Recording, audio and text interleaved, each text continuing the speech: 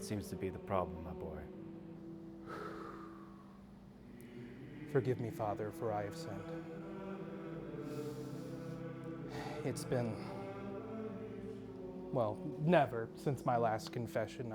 I grew up Baptist. I didn't grow up Catholic. And honestly, Baptist doesn't fit the whole sexy mood lighting thing, so you know. Get on with it. Okay. I've been lying to my friend, Father. During the whole production of this show, it's been nothing but constant lying, and I just can't do it anymore. I need to have my soul purified before I show him Last Temptation of Christ for the first time. Wait, hold it. This motherfucker hasn't seen Last Temptation? Well, yeah, that's kind of the whole conceit of the show. No, fuck the rest of what you just said. Take this shit and show him. You mean like now? Yes, fucking now. Take it. Okay, Jesus fucking Christ. Don't you guys usually say, and God be with you or some shit? Get the fuck out! Okay, God.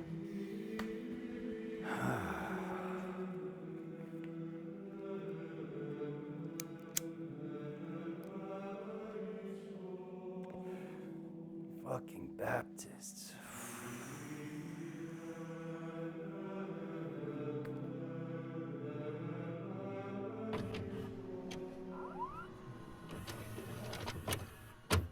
You've never seen it. I've never seen it.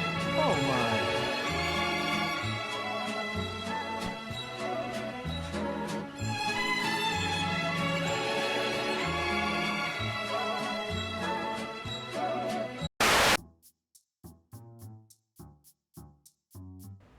All right, got everything set up again.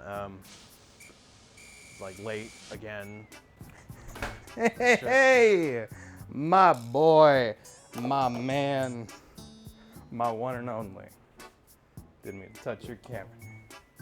Yeah, I'm sure you didn't. What's up? Where you been? What do you what? I got everything set up again. Where you been? Oh, is it? I said come in. Oh, okay. It is noon. Sorry, I guess my flight came through a bit later than I thought it did. You know how Italy can be, you get a bit of jet lag and everything, and Italy. yeah. Got back from Italy, came back, reminds me, I was a bit concerned whether or not we were gonna end up having any issues scheduling, but it looks like I am as on time as I usually can be. By the way, just thought I'd give you this back. The card should not be as astronomically charged this time. I let the bank know before I left. Which one? You know the one. I'll sell another kidney. Welcome, one and all, to this episode of The List, back on our journey through classic cinema. New Hollywood. This is perhaps my favorite generation of film. It's the thing that birthed Saturday Night Fever, Dog Day Afternoon, all of these things that I love so dearly. It's also something we haven't really touched on outside of like hearsay, you know, word of mouth during this season. Although I've talked about it, but we haven't really watched anything. It hasn't been important towards sort of establishing the golden age. The closest we've kind of gotten to that is Good, the Bad, and the Ugly, but that came out in the 60s and was more so what the new wave of Hollywood would sort of end up morphing into, or at least something like that. And a certain director who defines the new wave of Hollywood, although the film we are watching today technically does not fall into the new wave, but I'll get into that later, is Martin Scorsese.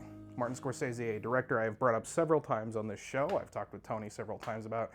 One of the most prolific and important filmmakers of all time, has been around for little over half of the medium's existence within mainstream culture. As I said, the film we are watching today, while not actually being a part of the new wave, is something that has been on said director's mind since before the new wave existed.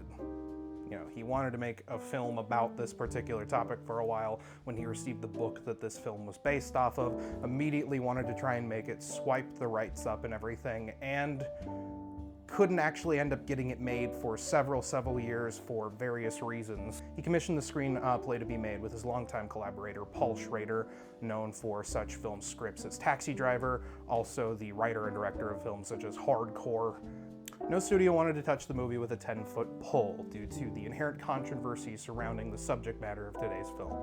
So Marty would have to wait until '83 to get the green light from Paramount Pictures, who delayed the film for so long that Marty took his business elsewhere over to Universal. This unfortunately meant principal photography did not begin in Morocco on location until 1987.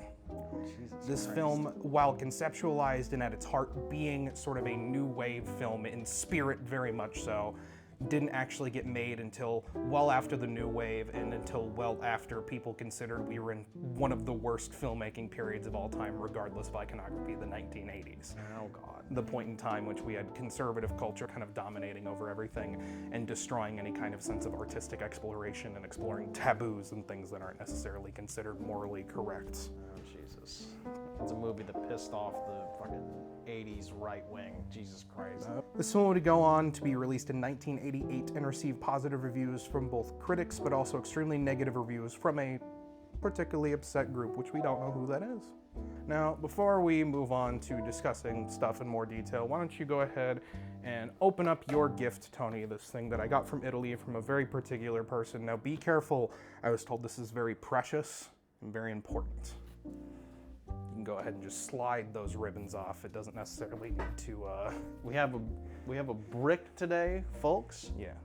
I think this is the biggest package that we've ever had on the show. Let's, we'll just slide Why don't you these make right sure off. when you have that in frame, just get it right next to your face. Hold up. Yeah, there you go. Here you go. Get. All right. Like I said, just kind of take it and slide it. All right. Lord. One of those sides. There you go. There you go. Okay. Now just go ahead and I'm slide that I'm out the glad top. that it did not just like No, fall no, directly no, out. Just take it. Yeah, there you go. Just slide that out. All right. Before I look to my right, this is a Scorsese film. Yeah. This is something made in the 80s. It has a long history behind it, and it pissed somebody off. Now don't guess what it is before you open it, because I want it to be an ultimate surprise. But Is this not the cover that I'm? You're not looking at the cover, no? Oh, for God's sakes! Literally. Okay, that was the last one. I'm done. It's. Yeah. Don't guess what. Okay, go ahead and look inside of that. Oh, it's under lock and key. I guess this is what the father meant when he gave me this, and he handed me keys afterwards. So go ahead and just open that. Either or should work on that, but we'll see. Lord, what is inside? What has been guarded so particularly by I'm gonna open this up. by Father Jesse? What's in there, Tony? fucking. It's a rag. It's a rag. It's a rag. What Tony, show them to it. Let me live. What is it? It's the last temptation of Christ. It's not in frame. Move that over a bit. What is it, Tony? Last temptation of Christ. Last Temptation of Christ, people. Oh God. Today we are going to be watching the long time, now classic at the time, controversial by the Christian right wing, and my favorite Martin Scorsese film of all time, 1988's The Last Temptation of Christ. Jesus. Literally Jesus. Yes, very literally, Jesus Christ. I mean, literally Christ and his last temptation. Yes. Now, Tony, as I said, upon its release in 1988, the film received some negative attention, specifically from the religious right. The most common complaint being that the film was not theologically accurate, which in itself is kind of crazy as a complaint, because not only is the film based on a novel and not the actual Gospels of Jesus Christ, but in the film's opening credits, it outright states in black and white text on a black background, this is not based off the texts of the Gospels of Jesus Christ. It's never what it was intended to be, so the complaint is kind of null and void. It's stupid. Jesus Christ. Literally. Take a shot every time. Yes. You will die by the end of this episode. In the 80s, Blockbuster Video refused to carry a physical copy of this film for rental because of the controversy, and they did not want to accept, at the time, their fairly cut half and half right-wing customer base. While the film, as I said, is not explicitly a part of the New Hollywood movement, its mere existence, the subject matter which it's tackling, the controversy very much does not fit within the decade that it was made. This is very much a new Hollywood film under the guise of being an 80s release. As I said, Martin Scorsese was trying to get this released as far back as like the mid-70s. But it's not something that was really viable to get made at that point. This obviously needed some kind of budget for location shooting. This needed some kind of backing by a studio, which even back in the 70s, this was a big controversial topic to even touch, as I said, with a 10-foot pole, but no one wanted to touch it in the fucking first place. He looks so very sad. Yes. I mean, he's being crucified, so I would be too. Yeah, yeah, that happens. The film score is composed by Peter Gabriel and is absolutely breathtaking, to say the fucking least. excuse me? Yeah, Peter Gabriel does the score for this movie, and it fucking Oh rocks. my god! Yeah, no. What do you mean? I knew that one would get you. I've hit the mic. Oh my lord. People are dump. People will just get along. Just dump, dump, dump. Oh my god. Yeah. What do you mean, Peter Gabriel? Yeah, Peter Gabriel did Gabriel's at the door. He says he's with the big time. He's got the big shot. Yeah, Peter Gabriel composed this movie primarily with synth, and it's fucking great, and it's awesome, and I love it.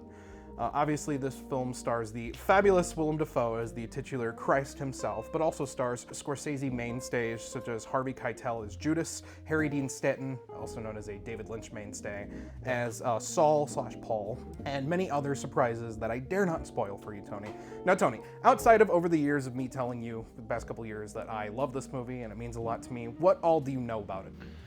God, I know the aura that comes around this movie and other like, you know, Jesus movies that have come out. But like culturally, the zeitgeist around this movie, I think I've blurred together with like several other ones. I don't know if you could list some of them off. I know that when I first talked with you about this, you thought it was Passion of Christ. Yeah, Passion of the Christ, which is a no.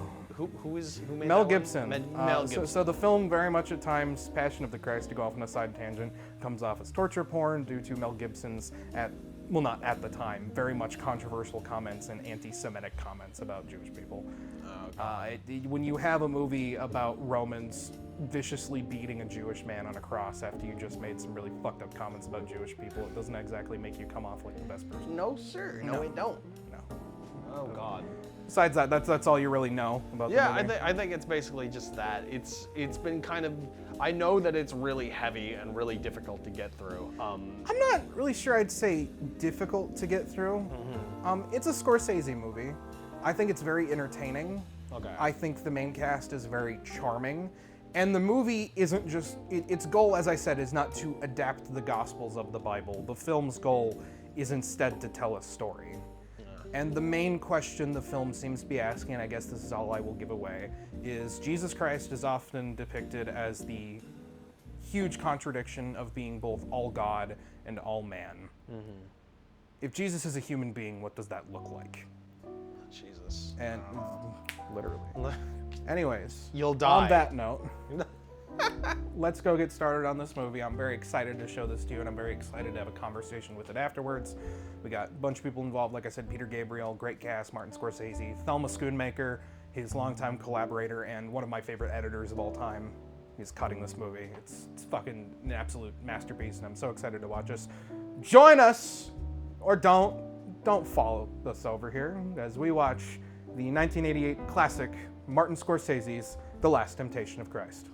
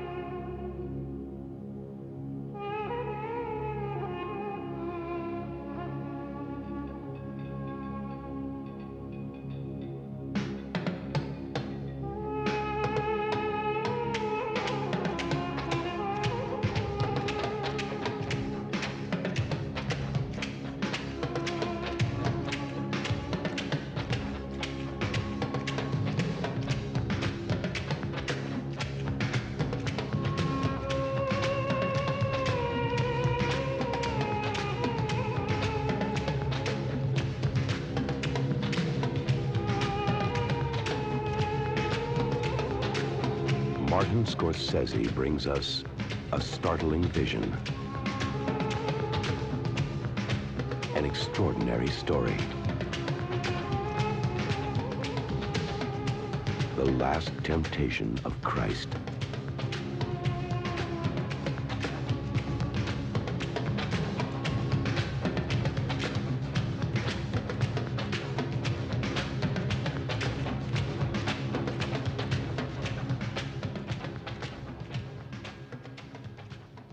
So, Tony, I would very quickly like to read an excerpt from Roger Ebert's review way back from 1988. As some of you may know, Roger Ebert is the famous Martin Scorsese simp. Scorsese and Schrader have not made a film that panders to the audience, as almost all Hollywood religious epics traditionally have. They have paid Christ the compliment of taking him and his message seriously, and they have made a film that does not turn him into a garish, emasculated image from a religious postcard. Here, he is flesh and blood, struggling, questioning, asking himself and his Father which is the right way. And finally, after great suffering, earning the right to say on the cross, "It is accomplished!"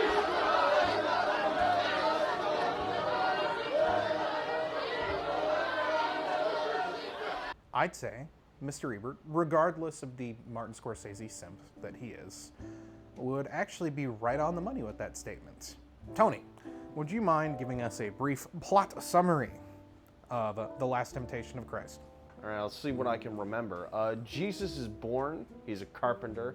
He builds crosses for the fucking Roman Empire to crucify Jews that stand against Rome and against, I think it's Julius Caesar at this point that's ruling over Rome. And he decides, or is told by God or by voices in his head, that he needs to go out and find disciples and bring God back into the world.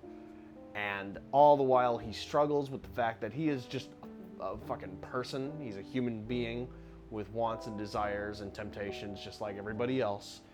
And it is that story of leading up to the great big moment of Jesus Christ's life being his death, and the actual last temptation, which the movie dedicates the last 15 minutes or so. 35 minutes too. Lord Christ Almighty. Yeah. One of the coolest things I would say about this movie is it plays with a lot of audience expectations. The film about Jesus subverts expectations, which I think is entertaining and fun, while also just being masterful and great. And once again, stuff taken directly from this book that was written many, many years ago. And sort of takes your expectation of sort of the stories of the gospel, you know. When you think Last Temptation of Christ, if you're someone like Tony and I that grew up in the church around all that stuff, your brain probably immediately goes to this last temptation of him in the desert, you know, talking with the devil. Imagine how strong you could be together. Satan. And having all of these temptations put upon him. But then the movie subverts that in something I think is truly beautiful and heartbreaking and tragic. Yeah. And just the thematic statement of this film, which is the true last temptation is God himself allowing the devil for a moment to show his son mercy. I'm the angel who guards you.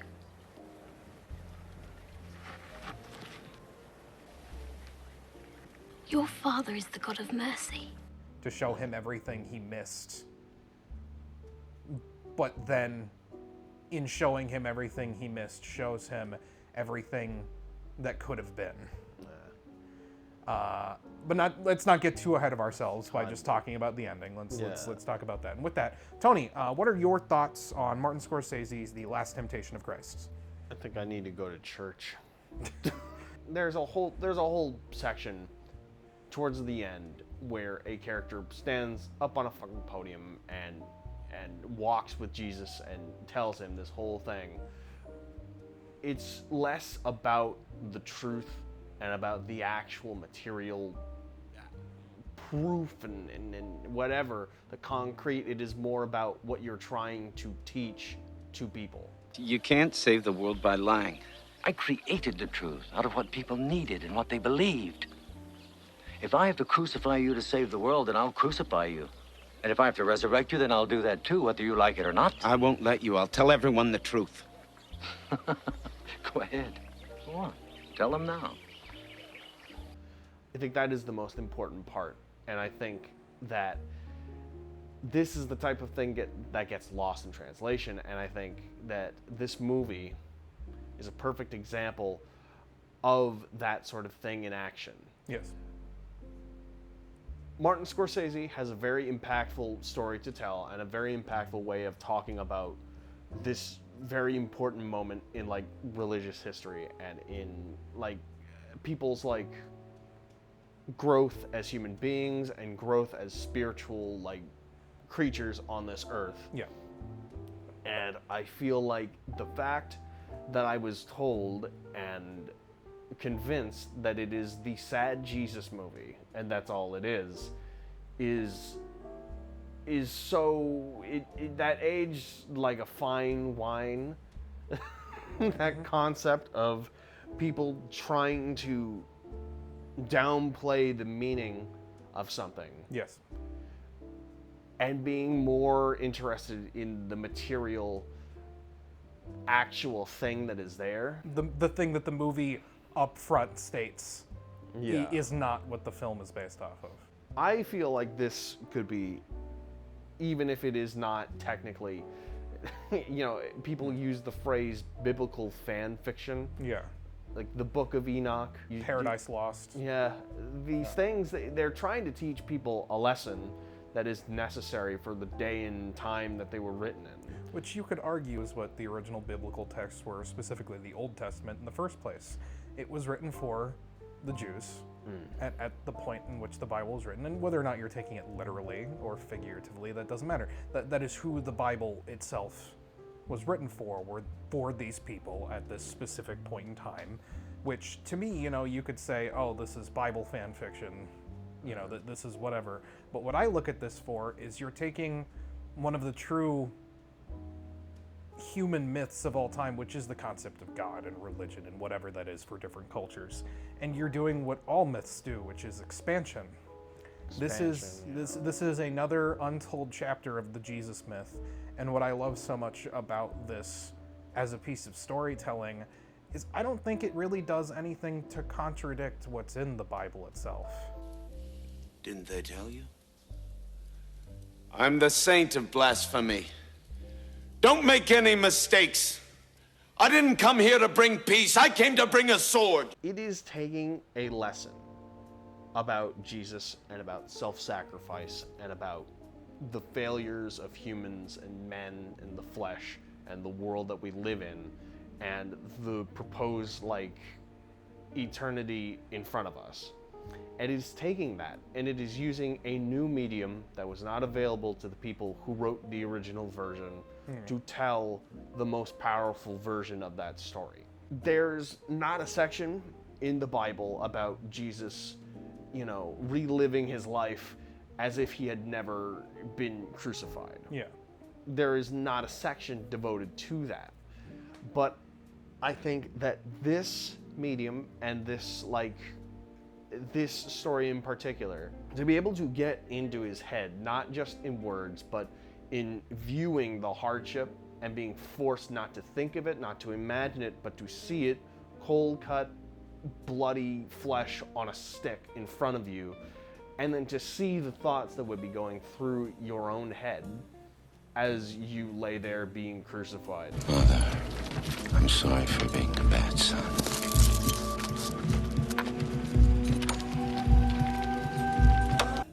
It's a thing that gets put right in front of your face and sort of like, and something I know we've talked about on the show, and I've had several conversations with you about who Martin Scorsese is as a person and what he has talked about with this art form that is cinema. The thing you're trying to convey, to me at least, represents exactly what he's talking about. I think ultimately it's something that for some reason stays with you, so that A few years later, you could watch it again, or 10 years later, you watch it again and it's different. In other words, there's more to learn about yourself or about life. That's interesting. At first, you may find that I'm affected by this film. The camera work is amazing. The actors are terrific.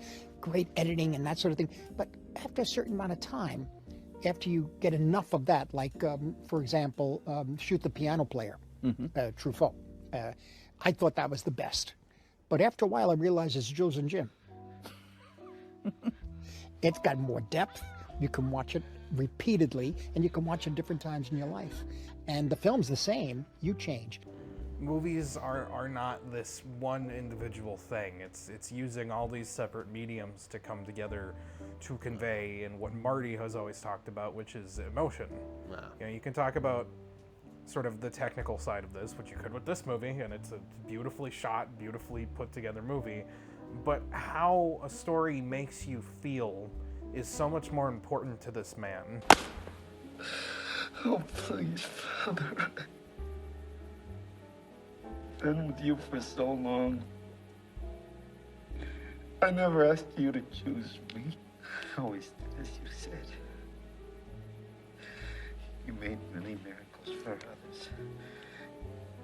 You opened the Red Sea for Moses. You saved Noah. You took Elijah to heaven in a fiery chariot. Now you're asking me to be crucified. His whole philosophy is so vehemently against that, and that's how you get films like this that I think, interestingly enough, take a similar format to what the writer Paul Schrader has already done with Scorsese and something like Taxi Driver, and turns Jesus into a very flawed, at times hypocritical, and unsure anti-hero. No.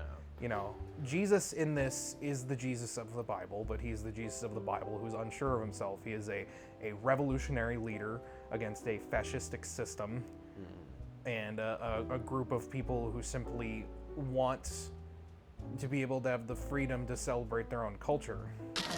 Let me explain something to you. What do you think heaven's like? It's like a wedding.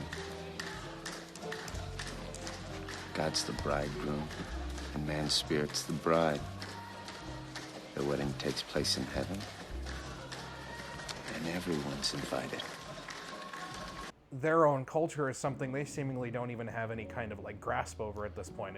It's morphed into the violence that they're trying to fight against. The senseless, mindless, horrific violence.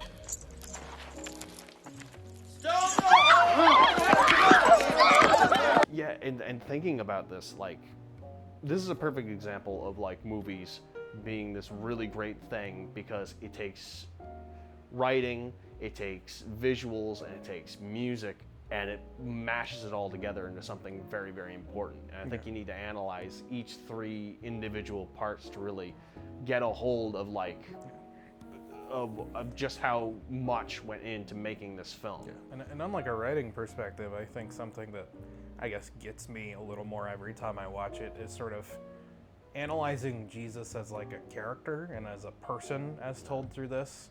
And once again, sort of that unsure aspect, which the thing I guess this movie really does for me that sort of is both at the same time horrifying and disillusioning, but also extremely comforting, is portraying Jesus as something that I was throughout all of like my early high school and onto my senior year. When I questioned my faith and what I believed, it made me feel crazy because of everything that I'd had presented to me throughout all of like my early childhood, like as long back as I can remember, being a pastor's grandson and all this kind of shit. And having everything around me just feel like it's crumbling because I don't know what I believe in. I don't know what God is, and sort of like what God is to Jesus throughout this movie seemingly changes every time he has an emotional epiphany. You know, in the beginning he talks about God is fear, God is anger. I want to rebel against you, against everything, against God, but I'm afraid. And with that he hates God because he doesn't want to experience fear and anger, and he's actively running away from that experience. But then when he accepts what he believes for a bit, which is God is love, he then tries to use his words and bring people together, and actively tries to do that. But then when God being love isn't working either, because people aren't joining to his side besides just like a small group of men who also are all hypocritical and not necessarily having a consistent message. He then goes to John the Baptist, and John the Baptist tells him you need an axe. On the day of the Lord, blood will flow from wood. The stones of the houses will come alive and kill their owners. That day is here. He gave me the axe, now I give it to you. You know, you need to take war to Rome. That is what the God of the Old Testament, you know, the hellfire and brimstone God of the Jewish texts says, and you need to like take it over to them. You need to take the fight to them. And for a moment, Jesus considers that. I'm not inviting you to a celebration. I'm inviting you to a war.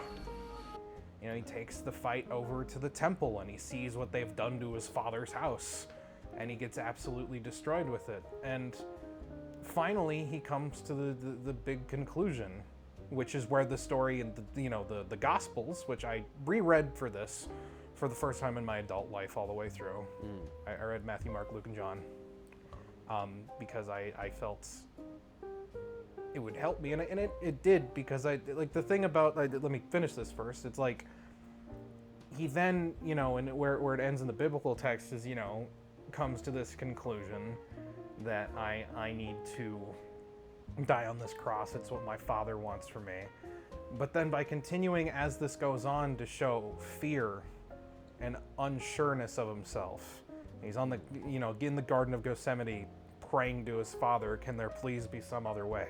Yeah. Which breaks my heart in the same way that, like, when I showed you Dogma, you know, Alan Rickman's character, who is the angel, who's the voice of God, telling him, he says, I had this little boy praying to me, asking me to make it go away, make all this stop. I had to deliver the news to a scared child who wanted nothing more than to play with other children. I had to tell this little boy that he was God's only son, and it meant a life of persecution and eventual crucifixion at the hands of the very people that he'd come to enlighten and redeem. He begged me to take it all back. As if I could. He begged me to make it all not true. And I'll let you in on something, but then it's something I've never told anyone before. If I had the power, I would have. God, fucking emotional thing about this, and he couldn't do anything, and that hurt him a lot. And so when he's finally on the cross, and this angel comes to him, presenting him with these ideas that are contrary to what he's heard, but make sense. Because why would you want to hurt anyone? You know, Abraham had to do this awful thing, but right at the last moment you stopped him from killing his own son and everything. So when I remember the first time I watched this, she pulls the nails from his hands and his feet. I just immediately just became really overwhelmed with emotion, because it's this beautiful thing where she says, you know, he's the God of mercy. You know, he is not the God of the sword. So it kind of, for the first time, justifies all this to him, and everything that he'd gone through makes sense. But then the idea gets introduced, well, you're not the Messiah. That's not your job. It never was your job. You want to take that first step off the cross because it hurts so much. Yeah. And then you're willing to listen to just about anything. Yeah. To justify that choice that you've made. Yeah. And like the idea that I grew up with hearing a lot, which is this idea that God allows the devil to do what they want. God gives the devil free reign, just like he gives us free reign. And the fact that this guardian angel then ends up being the devil sort of allows this idea of, he gave you mercy by for a second allowing the devil to let you take the easy route. No. Now here is all the things that will go wrong because I let you have mercy for a moment. I need you to not only choose the cross, but I need you to see this life where you die like a man with your wife and your kids and everything. And I want you to crawl away from that. And I want you to crawl back to the cross and beg to be nailed back to it. I want to bring salvation. Father, take me back. Make a feast. Welcome me home. I want to be your son. I want to pay the price. I want to be crucified and rise again. I want to be the Messiah. It's this huge sacrifice to make. And I think adding this section really allows people, it's once again, it goes right back to this medium being so good. It allows you to see something that is sort of beyond what you might be able to just write about. And that's something I actually want to get on with sort of like me rereading the actual scripture, which I hadn't sat down and just like read this particular section of scripture, because you grow up in like a non-denominational church or a Baptist church like I did. You hear that section of the Bible beat to death. And that section just read over and over and over again, that for a long time I'm just like, you know, whatever I do or I don't believe in now, I guess the whole thing with this movie for me is like, it gives me comfort in being unsure. Because I don't know. You know, I can't be this person that's just like, I'm a firm atheist, or I'm agnostic, or I'm whatever. It's like, I can't know. I'm an ant. I'm an ant on a gigantic... We're all just rats chewing on wires, and none of us will understand when one of them, and ants are also God. Everything's a part of God. When I see an ant, when I look at his shiny black eye, you know what I see? I see the face of God. Rereading sort of the Gospels and everything, and going through sort of, you know, what I grew up with, which was the very literal interpretation of the Sermon on the Mountaintop, which has some things that in a modern context are not kosher. You know, talking about like marriage and just sort of divorce and all this kind of stuff in this very, very old school dogmatic way, once again, being written for the culture. Yeah, for the Jews of a 20 BC fucking Roman conquered and as the film Israel itself says, not necessarily just the Jews, but everyone, which, you know, can get into the whole problematic thing of like sort of the culture of Judaism and then the culture of like modern European Christianity, and whether or not you view this as like blasphemous or changing. It's a whole thing that I don't really want to get into, but actually sitting down and reading this text, I guess what it kind of gets in is just like with the whole medium of film, and why I think this is such an important art form, and like what you were talking about, just conveying stuff visually. The Bible in its text, regardless of like rereading the same events but from different authors throughout these different books, has a very specific way its prose are written. There is not a lot of specificity and stuff. Details are kind of broadly overviewed, and you get certain different authors of different books portraying things in different ways, and sort of like, where they're not necessarily contradictory of each other, but you get sort of like, this guy has more of a detailed view of this part of it, this guy has more of a detailed view of this part of it, and you can put a more complete picture together, but it's not the same as watching not just the events play out, but just kind of watching a very, very skilled artist portray these events and sort of all making it build towards this one singular idea of what the movie is trying to convey. And it's so strange because this movie is very important, I think, for today, for the modern age, for the time it was made back in the 80s, for the time it was made, like when it was first thought up and written up back in the 60s or 70s, like whenever he started actually working on it. And and then the book existed long before that too. And the book, of course. And details are gonna change, and ideas are gonna change. You know, the Bible was not written in a day. You know, it was written over the course of like thousands of years by many different authors rather.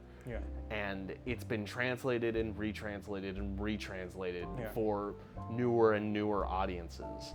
And I think it is just so terribly close-minded of people to say, I have my version that I adhere to, It's King James or die, baby. That's it. Yeah. And I think not opening your mind and your eyes to different ways of looking at it is just so criminal. Well, because it's already something that's so contentious within like circles of people that supposedly agree with each other about like what the actual meaning of the text is. That the idea that you saying you have it all figured out in itself is silly. Like you can't just say this thing 100% means that, because obviously we don't know intent of a lot of these people, and for me, I have this sort of feeling in the back of my head. It's the one, I guess it's not a negative emotion, but it's the one kind of emotion of conflict I have with this film is like, I wish I could have shown 16-year-old me this so much, because I needed this movie, like, a lot. Yeah, I wish it could have been shown in my church back when I was supposed to be a pastor, when I was supposed to like grow up and follow that path. And it's a whole fucking thing. I'm not gonna go. Jesus, Lord Christ Almighty, don't stop drinking. God, stop it.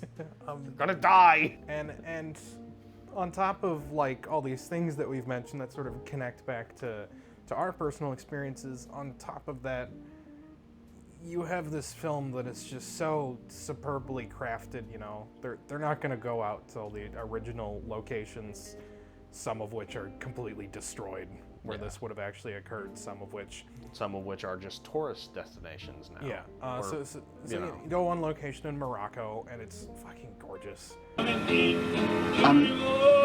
wish I had more energy for these things. I could actually make a very nice little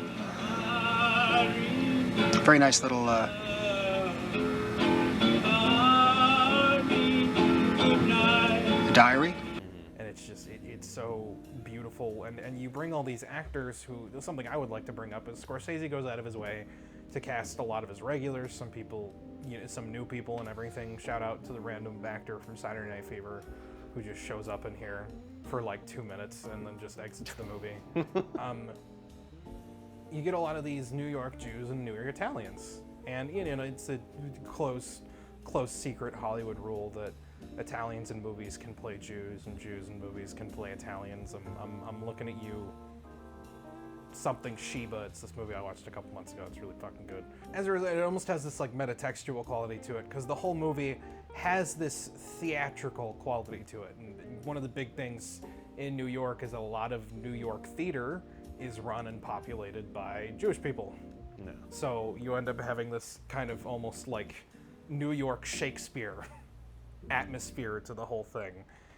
And on top of that, you end up having this cool technical aspect, which is Scorsese loves adapting novels and loves, like, that is just his bread and butter right there.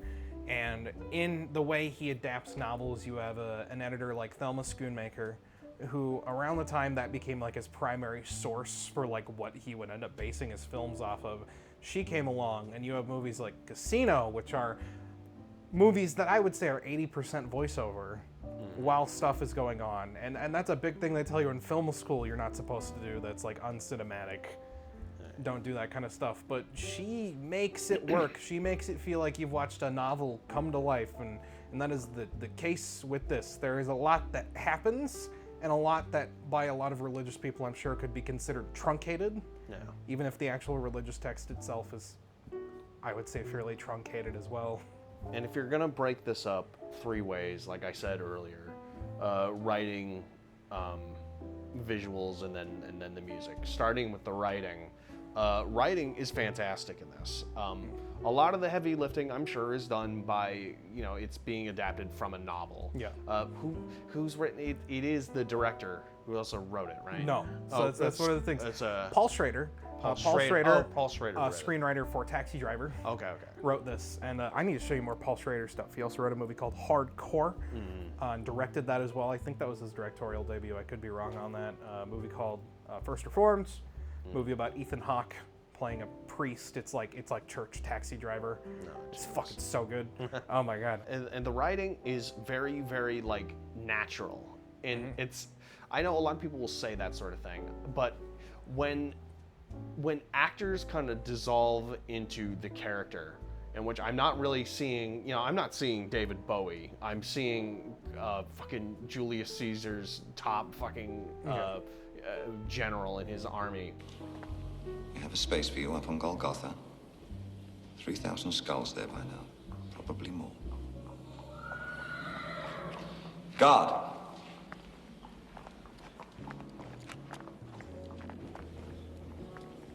I do wish you people would go out and count them sometime. Maybe you'd learn a lesson. I fucking, when I see that guy, and when his dialogue fits just so perfectly, the illusion is like great, and I can't see. I mean, it also helps that he's not got crazy hair going on. No, and I mean, on top of that, that also blends into the whole choice of actors, which, kind of goes into what I said earlier, to where it's like it goes into that whole thing of Scorsese shows people that sort of almost have this theatrical aspect to them. And by this point, Defoe was in Platoon a couple years ago, and he... Platoon is a big success, Oliver Stone movie. He was allotted with like awards and everything, but after that, he really wasn't getting much work. Which is just crazy. And before that, he was a student of Juilliard, was a theater actor and everything.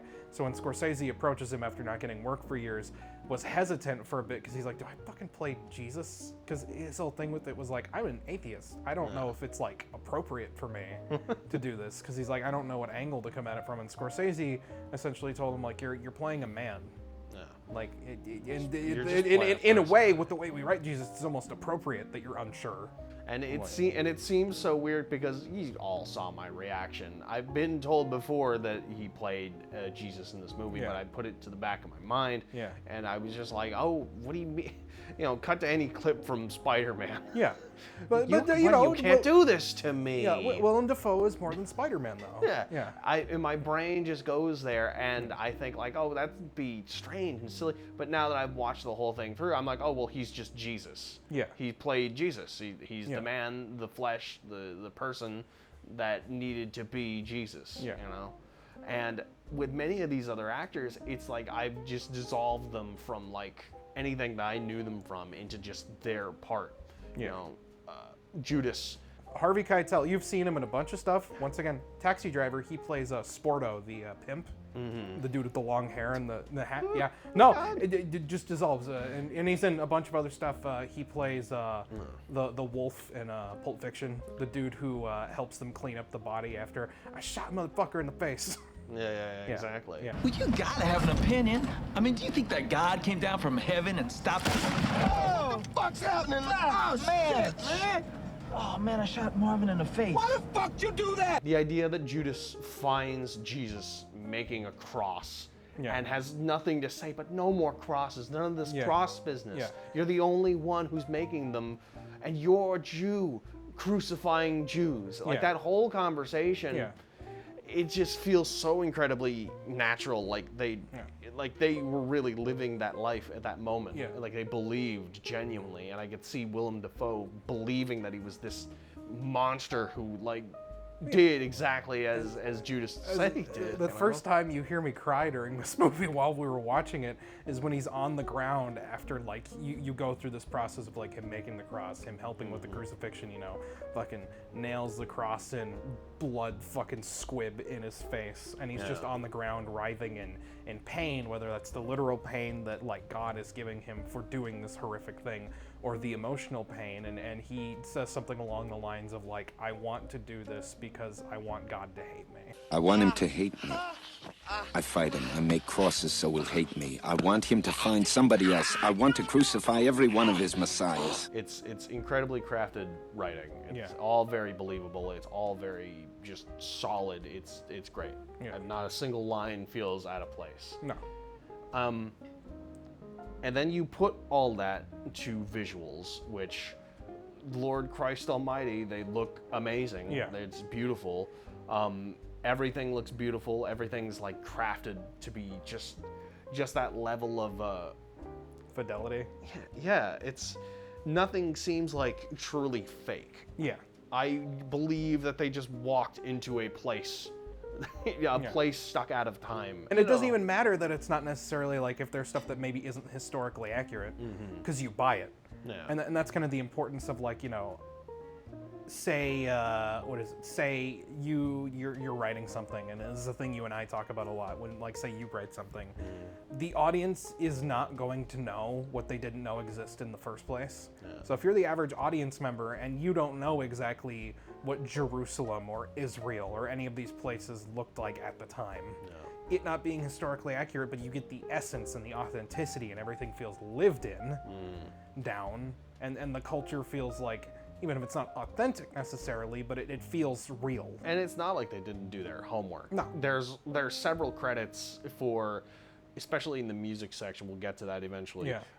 But for people that study music study or like architectural study, I think was one of them, for these things, like they knew the general cultures of the places around where Nazareth would have been, where this whole thing would have taken place, and they just said, well, let's take a bit of all those cultures, and since this is the Roman Empire, of course these people will be like coming together here. It's like America, it's a big melting pot. Yeah, they built the roads and people moved, and it shared cultures and stuff. Yeah, and something I think is super cool is to sort of like look at that comment that's that Ebert made in his review.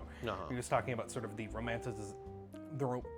romanticization. Yeah, romanticization of like certain things that biblical epics do, and then compare this to like other biblical epics, and sort of like compare them in not a way that's like shitting on those other things, but just see how this movie does it, and what's so different about that. You know, there's 10 Commandments, which I know you haven't seen, but 10 Commandments is this perfect fucking movie that is just sort of straight adapting that, and Charlton Heston's perfect. But then you have you know, something like, I know you rewatched half of it with me, but we need to rewatch the full thing in full. Prince of Egypt. That movie kind of does exactly what it set out to do, which is sort of do the 10 Commandments story with modern standards, but let's place it in the medium, i.e. being animation, where there are no limits.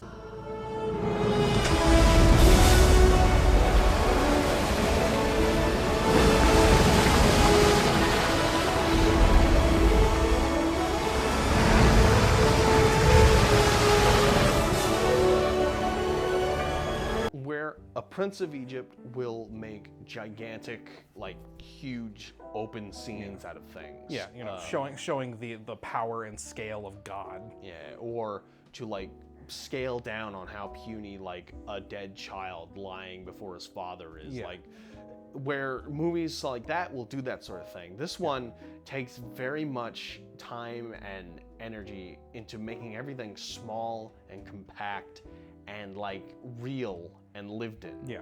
The temple is not like this giant warehouse open space where there's thousands of people. It's a series of halls and pillars, and where people still get like kind of cluttered together, you know? The homes out in the hills are like just mud huts. They look fairly small. They got them as small as they needed to get cameras in. I'm sure there's visual trickery there where it's like cutting them in half, bisecting them. But they look exactly like they would have been made exactly back in those days. Yeah, even if there is like visual trickery, it's not something you're thinking about while you're watching the movie.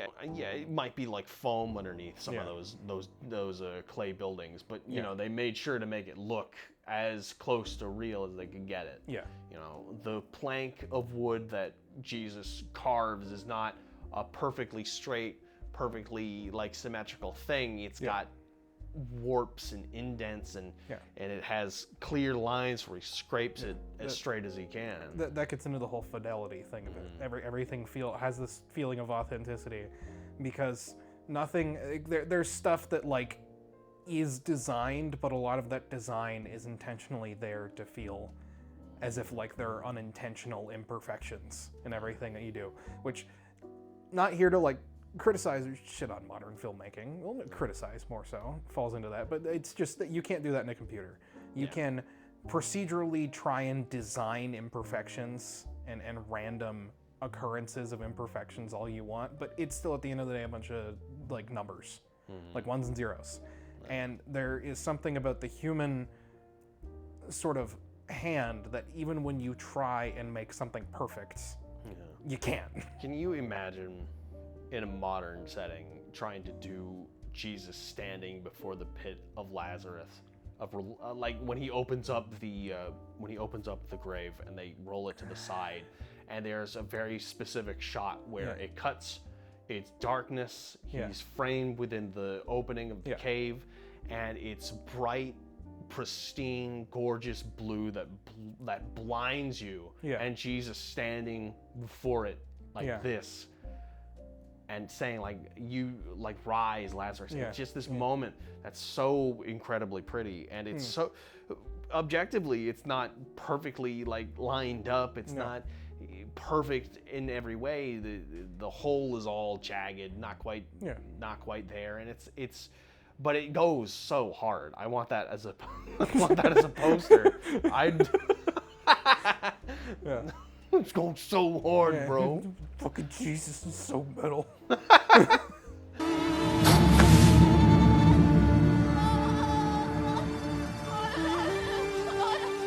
And no, I completely understand that. And like now, unless you add someone like a Scorsese or any of these other directors that are down for doing these big, elaborate sort of practical sets and everything, you have to have a human hand there. It's like if they did this as like a volume set now, oh god, it would look completely and utterly terrible. It's like this is the perfect scale to where it's large without being this like incomprehensibly massive sort of thing, and because that's not what the movie is about. The movie is sort of about that almost thematically sort of fits into what it's about, which is it's about Jesus, but it's about, you know, sort of like he is God, but this is what we're focusing on is him being a man.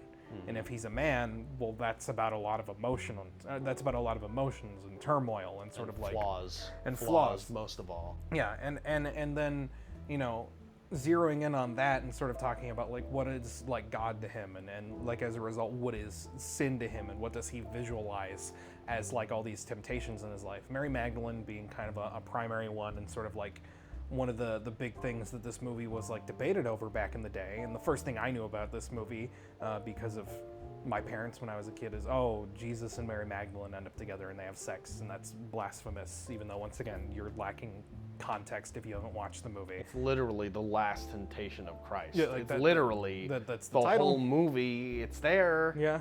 You missed the last 30 minutes, friend. And I guess for me, like, the thing that I love so much about it is the sort of innuendo that their language has to each other when he meets her over in the brothel, and they're talking to each other, and he, like God, you know, this woman is his God.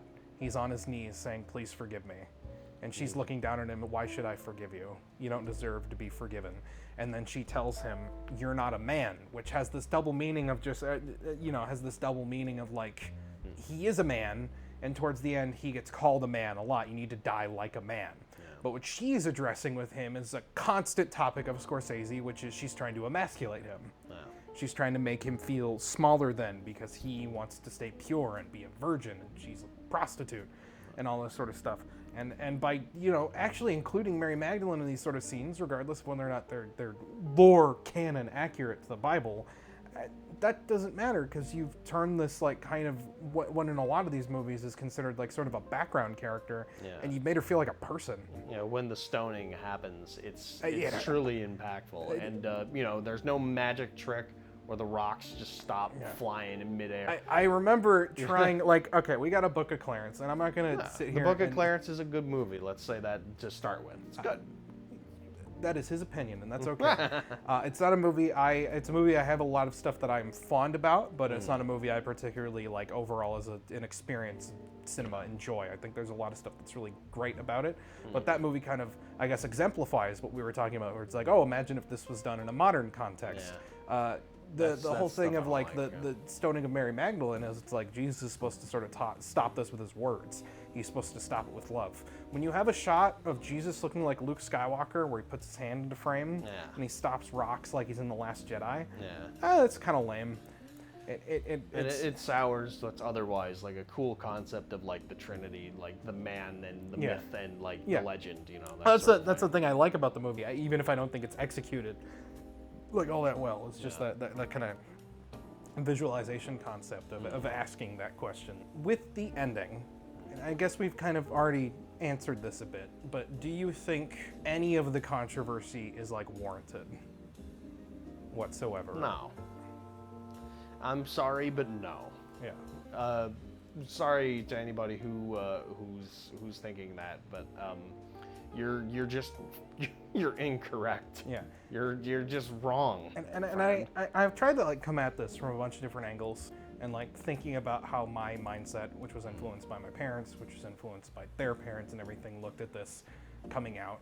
And I've tried to be like, okay, well at the time, especially if like you have your pastor trying to tell you that this thing is like blasphemous and incorrect and everything, you're just going to like listen to them because, oh, I don't want to be guided by like false idols, wolves in sheep's clothing. But when your pastor is telling you that, to me, with this sort of situation, I'm kind of sitting here being like, maybe they are the wolf in sheep's clothing. Because as someone who hasn't like outwardly been like a full-on Christian in a long time, this movie did a pretty amazing thing in making me rethink a lot of those things.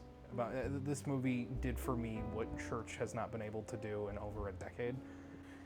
I think that really just comes down to a real weird thing with Christians and with people who follow the words of Christ and all the sort of thing is, why would you want to make your God feel smaller if just to protect your own like idea of what God is? Because that makes you God.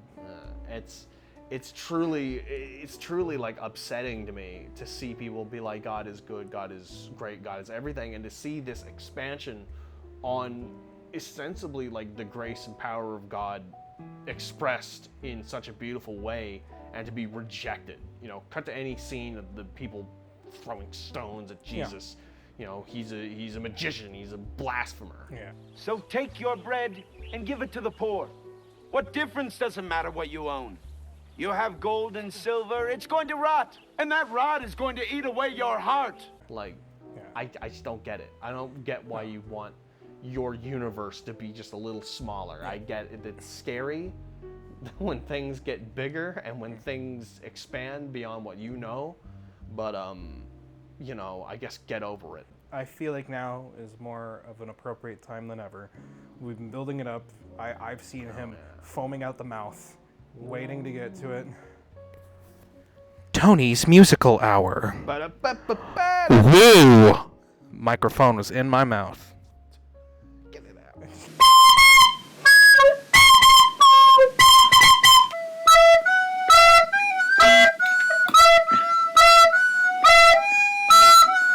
Peter Gabriel's magnum opus. Oh my Lord Christ Almighty. Yeah. But once again, cut back to me like hammering my chest like a big dumb stupid gibbon being like, oh, Peter Gabriel with the big time. Yeah, Peter, there's a man named Gabriel out here. He says he's with the big time. He was saying that right up until the opening credits, and I just looked at him and said, please shut up. I was like, yeah, no, I'll get my hoo-ha's in. Yeah. And then he just absolutely blew it out of the water. Yeah. Like, good Lord. Lots of foreign instruments, lots of synth, lots of percussion.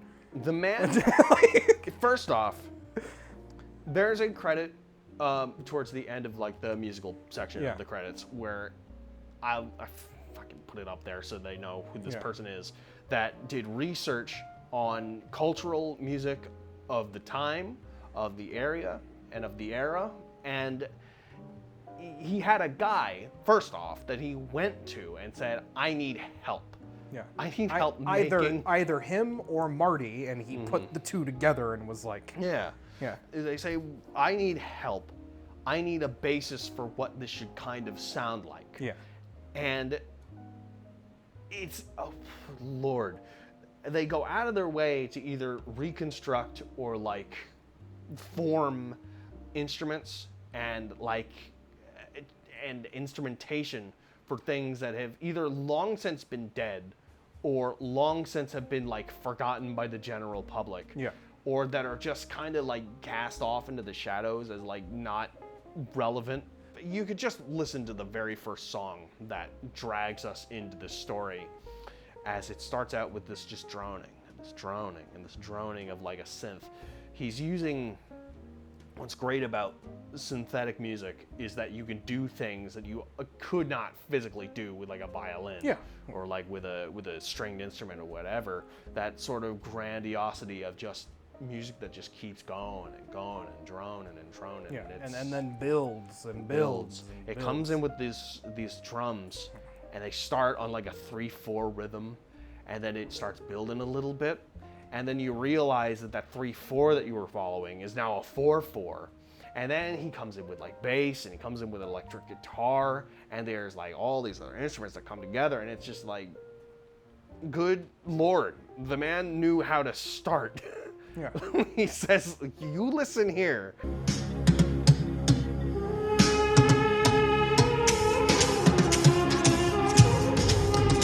And you listen good. And the whole thing of using like vocals throughout the movie and having these diegetic vocals, whether that be of like prayer chanting or just chanting in general, or people's like singing, and then integrating that into the non-diegetic sense of the score. You know, I get like sort of like the sort of like shouting that occurs when Lazarus is at his funeral.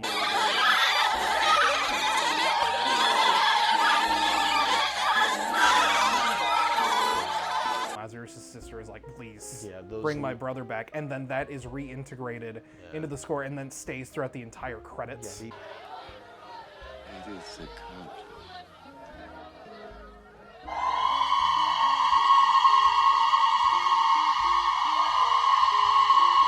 These like widows or these mourners, mourners like grieving and doing so in a very specific way that, you know, is so different and foreign, especially to me. Yeah. Because I'm dumb American and I don't know a lot of these sorts of things. If you couldn't tell, we're white.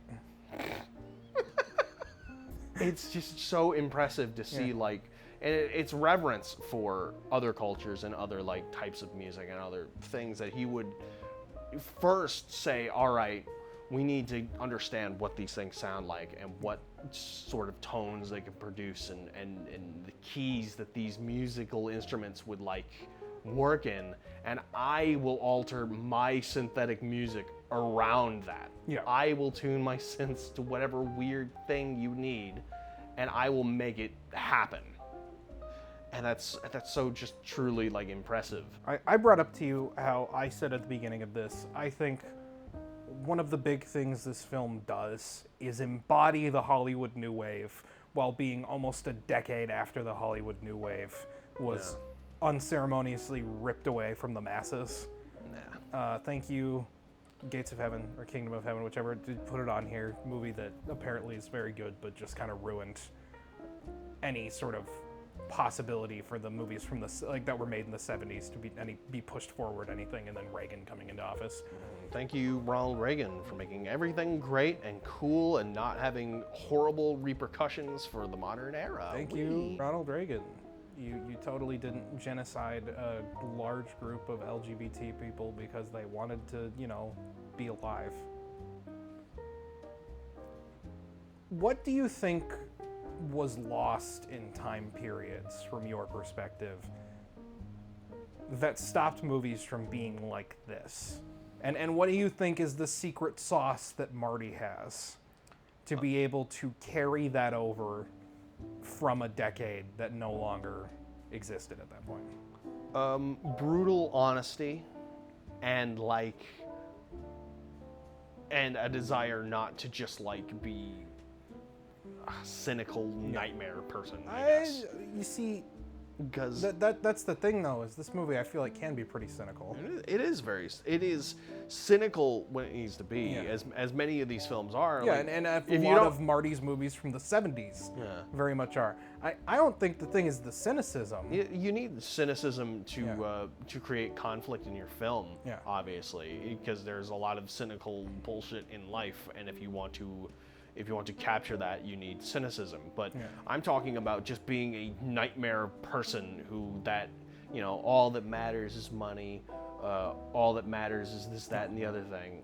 That sort of like attitude, I guess. You're talking about capitalism. Yeah. That's all it is. Okay, let's I guess kind of like with that, for me, when I look at this, I think what the big separating factor is, you know, we brought up Reagan, you know, a few seconds ago, and that being sort of this weird self-appointed censorship. I've heard Tarantino talk about this quite a few times, where it's like the 50s were sort of this like forced censorship onto the masses.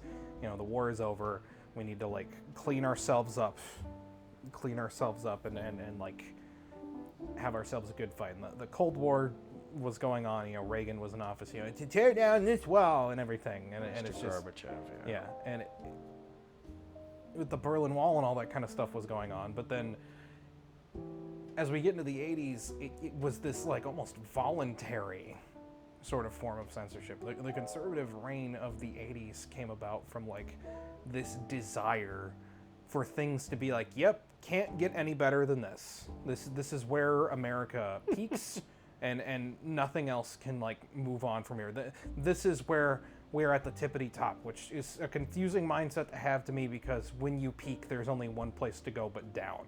Yeah. And that is such like a bizarre thing where you wouldn't constantly want to be getting better. So where that comes through with like art is like the 70s was this time of unrest. Vietnam had just happened. You know, we really haven't explored the 70s much on this show, even though it is my favorite era of filmmaking. But Vietnam just happened. You have a bunch of people in studios that were, while they weren't outright like artists, like Warner Brothers specifically had a guy in charge who was wanting to bring on people that would be considered auteurs in the modern age. That's why Kubrick had a contract with Warner Brothers to work on movies. And there's still censorship happening, and there's still all this happening, but like movies a lot of times weren't being made as like corporate pieces of commerce. They were being made for what they are, which is art. And what's lost on that in the 80s is that was the era where the whole commerce was reintroduced as sort of like the mainstream thing. Movies are being made to make money, which is partially a result of like blockbusters happening. And it's not Star Wars or Jaws' fault that like they made money. It's what the directors wanted to make. But that being said, subsequently it showed these like money hungry people up front, this is how we do this. And the fact that it took Scorsese as long as it did to get this made shows that no, this was not made because Scorsese wanted to make a profit. Yeah, I'm sure at many points in time he said, if I make it now, it's just going to be a product. Yeah. I need time. I need people who believe in me. He needed funding to get it made. He wasn't going to make it for like this cheap, because that would cheapen the material. I brought this up already, but you and I grew up in the church. You know, that was a big part of our childhood. Is there anyone like growing up that you would want to like show this to get into kind of like an actual discussion about theology and where you are now? Or is this kind of a thing to where you don't think anyone you grew up with would have any kind of value in this? I like to think that my old pastor would have liked this movie and would have liked to have seen it and talked about it. But I think a lot of that is me looking through the past through rose-colored glasses. Yeah. There's lots of things that were done and said and believed in my church, especially when the groups kind of thinned out and we had our like smaller congregations before the major like service of the day. Yeah. The ones I would get more like, more involved in. Yeah. When I really think about those things and some of the things that I was led to believe and led to say when I thought it was just this small group of like-minded Christians around me to hear it. When preaching to like-minded people isn't at all what God would want you to do. Exactly. If we're going by the logic of the Bible. When I look at more realistically, I heavily doubt anyone in that church would have wanted to have anything to do with this movie. Which is sad. Because that's what the movie's for. Yeah. And it's very sad. I just kind of asked that because it was something I put a lot of thought into. No. And I came to the same conclusion with the church I grew up into. And I've had conversations with this about like my grandpa, who was a pastor and everything, and who, different person now than he was like 10 years ago, going through a lot of medical stuff. And I've had conversations with him about this. And it wasn't as much of a back and forth as much as it was he was actually willing to listen, but it is something that I feel like isn't going to be accepted by people who aren't willing to actually listen. They're waiting for their turn to speak. Yeah, it's one of these things that you'd hope would get shown, and you'd hope would be like this defining moment of like your spirituality, whether you decide to go down the whole Christian route and truly follow just that to the very end, or you do what a lot of people do and adapt spiritual elements from like all kinds of religions and from things outside. There are things from my old church that still stuck with me, and there are things that like I do apply to my real life and my real like being. There's just a lot of gaff and garbage that just came with being a church in the modern era, and having to survive and please a specific type of demographic, I guess, that I had to leave behind. I wish that this would have been in somewhere in there, but it would have been a huge formative experience for me as a young man. And I have some of those from when I was growing up, some of which tackle a couple of these like elements that this movie did, but this is a masterpiece. I would have loved to have this. I used to think God was angry too, but not anymore. He used to jump on me like a wild bird and dig his claws into my head. But then one morning he came to me. He blew over me like a cool breeze and said, "Stand up." Okay, one of my favorite characters, and I swear this is related, is Superman. Superman, as you personally know, I don't know if the audience ever really brought this up at all, means a lot to me. Grant Morrison's take on Superman in the modern day, I think, is sort of like the superhero equivalent. The bomb was the scariest thing in the world. Even my mum and dad were scared. My dad was a big tough guy. So when I discovered Superman comics and superhero comics in general, these were characters that could actually survive the bomb. And as an idea, they liberated me. As a kid, you're scared of things, you're scared of the bomb, and suddenly here's a man who can take on the bomb. And he doesn't have to be real, because in the mind, these things are real. And we were kind of talking about that earlier. So it was a magical thing for me, and the horrible paradox and the thing that comics always taught you. Because remember, Superman would always stand there, no matter what happened, he would stand and finally go, ironic.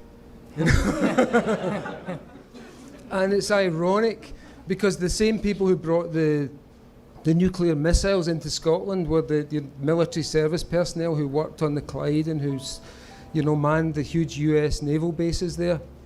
These are the same guys who brought the comics in. So they brought the bomb and Superman and forever fucked my mind. To this All-Star Superman is this piece of media that I think kind of is saying the same thing without really saying the same thing.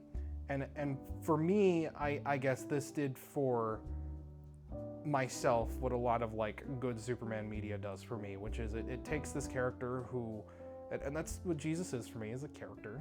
He's a mythological thing, whether or not he ever existed or not. That's what he is to me in like my life. But it takes this mythological character, and it takes a lot of the sort of like grandiosity that culture applies to them, and it makes them relatable. Yeah. Because Jesus' situation, if you were to put yourself in that, is just a lot of pressure. And everyone now, especially after the 4-5 years we had since 2020, understands what a lot of pressure is that you can't just get away with or run away from. I don't know, and there's something inherently, because of like what American Christianity is, alienating about watching this and realizing like I could have had this all along, and it just hasn't been there, and that in itself is just so disheartening. The Jesus that I believe in, the Jesus that I teach about up on that pedestal, is the Jesus that got nailed to the cross, not the man that is walking in front of me now. You see, you don't know how much people need God. You don't know how happy He can make them. He can make them happy to do anything. Make them happy to die and and they'll die. All for the sake of Christ.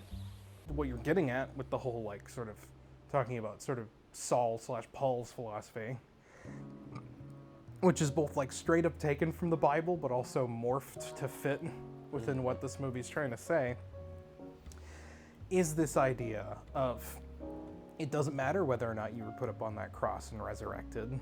It's what these people need. You know, it portrays that whole idea that Grant has talked about a bunch of Superman that sort of is like a lot of my writing philosophy, which is whatever the actual thing you are seeing in front of you, the reality doesn't matter for people. Because what people need isn't God as like a reality. They need the idea of God. We are all like blindly fumbling around in the darkness and afraid of death. And when Grant Morrison writes about Superman, I think they do a very good job of like creating this thing that people can latch onto and say, when I'm facing hardship and when I'm facing like struggles in my own life, I can look up to this character and I can say, this is, God damn. When I look up to this character, they are exactly what I need them to be. You know, Superman can be as big and as strong and as powerful as you need him to be, and he can also be there to stop you from jumping off the ledge. And in the words of Grant, he was a kid who grew up around a nuclear test facility, Silo, over in Glasgow. They talked about their childhood. Their father was an anti-nuclear like activist. His mother, or their mother, was a feminist, like a second wave feminist and everything. And they grew up around this very progressive idea, but the bomb was a looming shadow. It was scary because it's the reality that this thing could destroy us all. And he said, they said the same people who brought over the bomb, the same Americans who brought over this instrument of death, were also the people who brought over the comics, are also the people who brought over Superman. And Superman does not need to be real to affect like change in the real world, but it needs to be an idea, an ideology, and a philosophy. And as long as that idea is better than the bomb, then Superman always beats the bomb. Because the bomb is nothing, and that really is like what religion at its best can do for people, is all this awful hardship that exists in the world. As much as like it's not something I really believe in anymore, I understand the need. What I would have said in high school is like an edgy, angry atheist, a security blanket, but that's not anything to be like ashamed of, to be scared. Yeah, I think everybody's scared. Yeah. And that's why we do just about anything. Really, it's a blessing in that it has pushed us forward as like people into this weird place that we are right now, where we're curing cancer and we're making cancer. And it's also this horrific thing because you wake up and you are aware that you are atoms that will dissolve. I guess in closing statements, for me, I want to talk about Marty. And I want to talk about the controversies he's been involved in the past like few years since around COVID hit and everything. And he made an innocuous comment about his feelings on the current state of cinema and movie theaters. To be against Martin Scorsese in what he's talking about, to me, is anti-human being. To side with a corporation because they made movies that made you internally feel a shot of dopamine for a second because you had fun at the movie theaters. And in the words of Marty, there's nothing wrong with Marvel movies. But when that's all that's become available to you, that's the problem. And when a movie like this couldn't get released, i.e. a movie that was coming out when I was working at a movie theater, Silence, we didn't get a spot for that in our movie theater because we were too busy playing fucking Star Wars and all these other things, which is this other religious film, which I will show you at some point, maybe on the show, I don't know. But please just actually listen to what he has to say, because Marty is not just an old man yelling at a cloud. Marty is actually as a mentor figure towards everyone who is a lover of cinema or claims to be that, is trying to impart some wisdom. Cinema is not just a theme park ride. Cinema is something that you should give your full attention to while you're watching it. Put your fucking phone away, put your second screen away, and give yourself over to it. Because who knows, you could be having the worst fucking day of your life, and this piece of art could speak to you and tell you exactly what you wanted to hear and what you needed to hear, more importantly. It could solve any emotional issue that you were having and suddenly give you an epiphany. And all that because you, for 2 seconds, decided to give yourself over willingly to this piece of fucking celluloid. You know, if Marty weren't around, we wouldn't have had one of the movies that were on this show fairly early this year that I was very excited to show you. Fucking Night of the Hunter. That movie existed in very poor condition until Marty and his film foundation of people that go and restore old films went and restored that movie to the quality that we saw in the Criterion release that we watched. Yeah, and I still think about that film a lot. Yeah, I still think about the river, the running up to and the path down. You know, it's wonderful. Yeah. If you don't have those things that I'm rambling at this point, but if you don't have those sorts of pieces of human creation, because that's what art is, it's things made by us as human beings with our hands, our blood, sweat, and tears, and our hearts, and you don't have something like that makes you feel, and all you have is these corporate manufactured McDoubles of movies there to feed you and hold you off until the next one, which they advertised within the piece of corporate slop itself. Then I pity you. No. I hope all of you go out and watch a movie. That's kind of the conclusion with every episode of this show, but watch a movie. It's real fucking important. All right. Thank you all so much for watching. See you next time with his film, and then the month after that, the conclusion to everything I have been building to this entire year with my final film in November. Talk to you guys later. See you soon.